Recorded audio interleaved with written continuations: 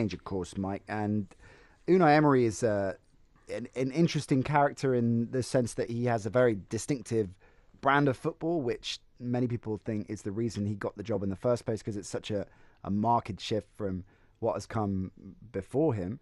But that style of football requires a certain type of player. And at the moment, you look at the business that Arsenal have done in the window, it's quite connected in the sense that a player like Lichtsteiner is a winner, is a veteran. He's got Leno in, a veteran, safe player. He hasn't really made any particularly ambitious signings, or Arsenal haven't. It has been a fairly safe and similar collection of players that he's brought in so far. What have you made of their summer dealings so far? I've been quite impressed, actually, because I think what he's done is, I think when he was first appointed, there was an element of almost he's understated, and I think it wasn't really, they weren't hanging out the bunting, were they, the fans? But I think what he's done is addressed the obvious weaknesses, which is they're a marshmallow team last season, weren't they? A little bit too soft. And he has gone. I think the key signing could be Torreira in midfield. Yeah, someone there who can really anchor it. And Socrates, I'm not going to say his second name. I don't think many people do. I think most people go with Socrates. Yeah, he'll give them some solidity, as you say. Lichtsteiner's been around the block. They'll be a harder team to beat, maybe, and they might have an edge to them. If you look going forward, what will they do? Will they play two up front, or will they probably put Aubameyang wide left? It's going to be an interesting season for them. Lacazette scored, was it 14 last season? He and Aubameyang have got to really hit it off for them to have a good season. But for them to do so and have the greatest possible impact, and I know we're talking about Mesut Ozil later because he's going to be the key to their season in many ways. I think if they get it right at the back, they will have a better season. You can't expect them to make a run for the title, I don't think. But if you look at them, they're going to be solid. Well, they've got to be better than they have been for the last few seasons, because I think when you look at Arsenal going forward, you always think they're going to score goals, don't you? I do anyway when I watch them. And you've got the likes of Mkhitaryan, Ozil, you've got Ramsey, you've got Lacazette, Aubameyang, whoever the case may be. There's always been enough there, creative-wise. The worry's always been about the defensive side of things. They always looked an easy touch to me. They always looked like they were going to concede goals. And I think no surprise that the manager's looked at that and he's tried to strengthen them areas. I think Torreira's going to be brilliant for him. I mean, if he plays anything like he did at the World Cup, where, you know what, he just destroys. He's not he only looks like about 5'4". I mean, I'm only looking when I'm there and I see him. Didn't look the tallest, but I tell you what, knowledge of being on the pitch, game management, absolutely outstanding. The amount of ground he covered, got across there. Very much remind me of Kante, if you like, at Chelsea. Maybe not as athletic, quite the athlete, but knows where to be. Positional play, excellent. Got across it. I think Arsenal's been missing that for some time, to be honest. If you look at the others that play in there, Xhaka and El Neni, they're not that tight. They don't see the game as quickly as this lad. And I think he's a very good buy for him. I think if he starts well, that will certainly give the attacking players more options. Lichtsteiner, we've seen him. We've seen him many times. Whether it be domestically over in Italy or for his country, Switzerland. Brilliant up and downer. I mean, he's 30. Is he 34 now? 34. Yeah, I think he's 34. I remember reading his stats. He's still probably got a year or two in him. But any youngsters coming through, it's what a player to learn from. Played at the highest level. Knows what the game's about. For the younger element at Arsenal, I think that's the sort of experienced player with a good attitude you've got. He's still got a little bit left in his legs that he can, get around the pitch and do well from. But it's how quickly they gel. I agree with Mike. It's one thing bringing these players in, and they all look defensive-minded players. But how quickly they head off as a group is going to be pivotal with the ones that are still there. The ones that are coming back from injury, how far away are they? You want pre-season to be a time where you want to get your players all together and playing, and don't worry about the results. It's just getting to know each other, positioning where you should be, covering each other. Manager will be working, I'm sure, time and time again. He doesn't have to work in the attacking side of it too much. That's there. That's in place. It's a defensive side of it. What they do when they haven't got the ball as a team, not just the new players that have come in, not as just as a back four or back three or whatever system he's going to employ. It's how the whole team defends. They've all got to learn that aspect of it, because that's what the very, very best teams do. Yeah, and I think in a strange way, I know we're going to talk about this in more detail later, but I think Arsenal will benefit from Mesut Ozil's decision to retire from international football, because this is now his platform. It's his only platform. And there were times last season where you looked at him and think, you're picking your games, mate. But actually, he can't afford to do that now. He has to show his relevance as a true world-class player. And he can only do that by excelling for Arsenal and setting the tone in the Premier League. He's only 29 as well, isn't he? So this is supposed to be, his best years. They used to say 28, 29, 30 is your best years. So, I mean, he's coming into probably 2 of his best years coming up in the next 2 years for Arsenal. The problem is always going to be levelled against how much money he's on. Everyone equates that to how good you should be. Pogba had it at Man United, doesn't he? You cost 93 million, you're on X amount a week, you should be at 9 out of 10. Gone are the days where players, particularly at Premier League level, and the elite players, can have in different games. You've got to be good to very good every game. You can't have where you're below par, because people are going to be onto you, because straight away it's the amount of money you. But don't the really top players, the great players even, players that are on 10 bob a week? Because the very fact that but that's changed, mate. I think I certainly think that's changed. I think that with the way the money's gone and the lifestyle of players today, you can afford anything, can't you? They've all got private jets now. They go on and. Nothing is not within their reach now, and I think that's changed. Maybe the attitude of players bygone eras isn't quite as what it once was. But that's not to say they don't go out there and perform. But for him, you're quite right now. There's no excuses.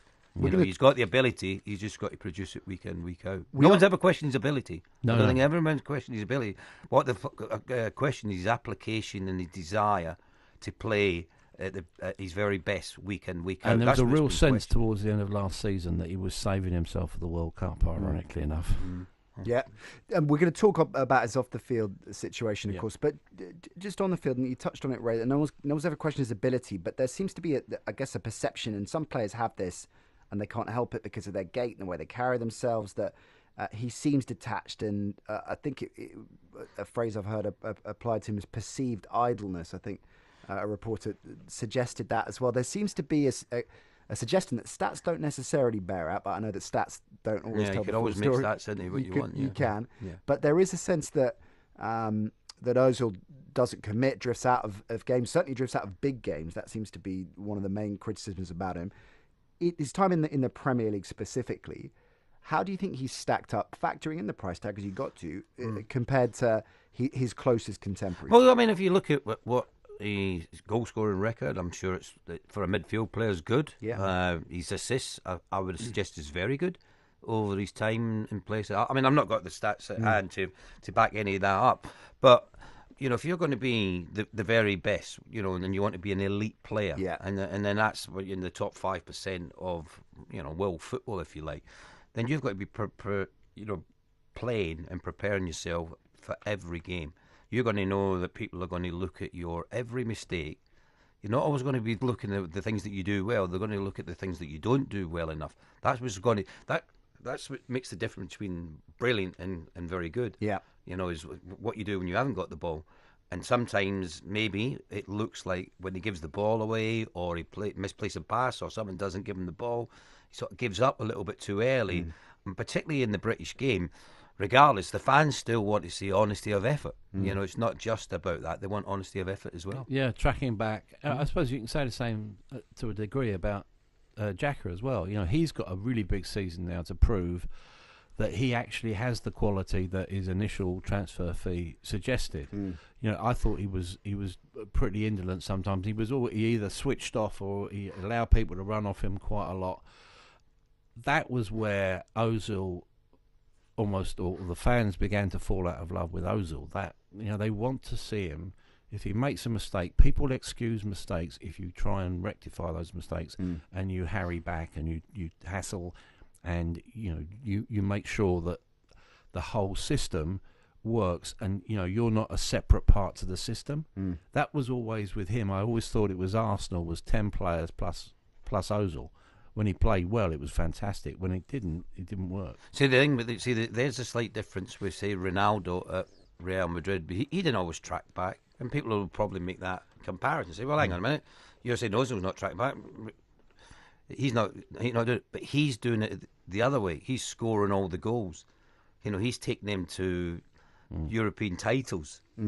That's where, if you're not doing that, that's where the comparison falls down. Is that he's winning? He's just won his third in a row Champions League, whereas Mesut's not quite done that yet. So he's got to put himself into a position now with no international football. So there's no excuses for him. Sure. His preparation, he doesn't have to fly off here or there. He doesn't have to worry about playing international football. All his energies and all his focus is on Arsenal Football Club, and that could be massive for Arsenal this season. In fact, if he keeps himself fit, if he's determined to prove a lot of people wrong. A lot of people knocked him, didn't they, about his season with Arsenal? Knocked him for what he did or he didn't do at the World Cup as far as being a top player, and that hurts your pride, and it should hurt your pride. You should feel, that I want to prove myself. I want to prove to the world of football. You know what? I am a top player.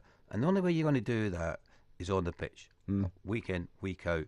So it's a big season for him. And you know what? He could be absolutely sensational for us. Could be a big season for Arsenal. Might say they might not win the title. You know what? They're certainly 1 of 6. I think it could win it anyway. That's the way I would. That's how I would surmise it at the moment, because they've got the ability. They've got a squad. They've always had a little bit of weakness defensively. I think the managers looked at that, and bringing in the defenders that he has, bringing in the midfielder, defensive midfield, whatever who's on Arsenal, I've been crying out for.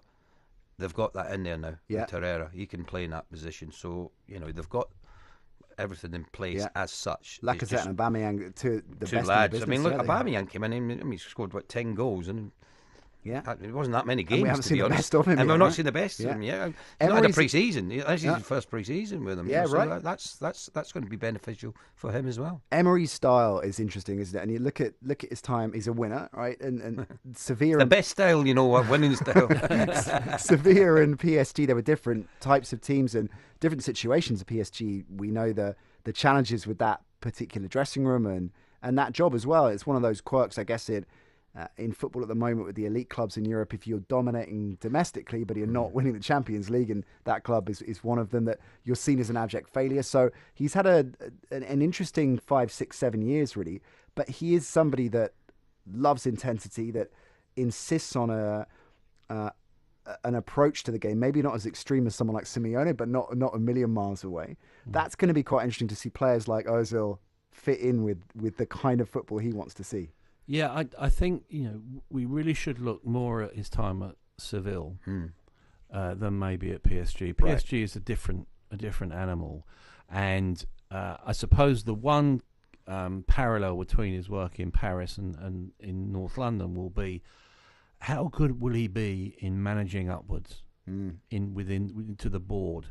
We're seeing stories today that Usmanov wants to sell his 30% shares stake in the club. Will that destabilise them at boardroom level? Will that then filter down to the head coach? So that's an area that he might have to tiptoe through the minefield a bit. But as you said, his Seville teams were a joy to watch because of that intensity and the pace. And I think almost philosophically, he's very well wedded to the Arsenal way. Yeah. And perhaps, I think we've got to be honest, most PSG managers these days are they're hired servants, aren't they, really, of almost of the players than anything else, because that's a player-run club. Yeah. Maybe it's time for him to actually assert himself and impose his personality on that football club. And I think if he does, Arsenal will do pretty well. But they are in transition. I think we've got to be that's clear about the that. point. That is the point. The point is these boys at Arsenal, majority of them, not all of them, because the new players that didn't work with Arsene Wenger, but a lot of these players You know, their careers have been shaped by Arsene Wenger. Yeah, every day he's been in there training with them, talking to them, Yeah. try to, cajole them into what he wants from them, year in, year out. And then all of a sudden a new voice has come in, and he's going to, once again, another manager that is going to have to put himself across in a way that's respectful, but at the same time that he's the manager, he's in charge, and the players will have to buy into him. If they don't buy into him, he won't last that long. But he seriously won't, because the players will have so much power and say, we're not having him. And I think today's football, that's, Modern Mike, football. Mike's laughing over there. He's looking at me laughing there. But that is modern, It is that. modern football, isn't it? Yeah, it is. What have you done for me lately? Arsenal, are they going to be a contender? Ray thinks they might well be. Man City, of course, are the gold standard. What about the chasing pack? We're going to look at Man United, Spurs, Liverpool, Chelsea. Look at the summers they've had.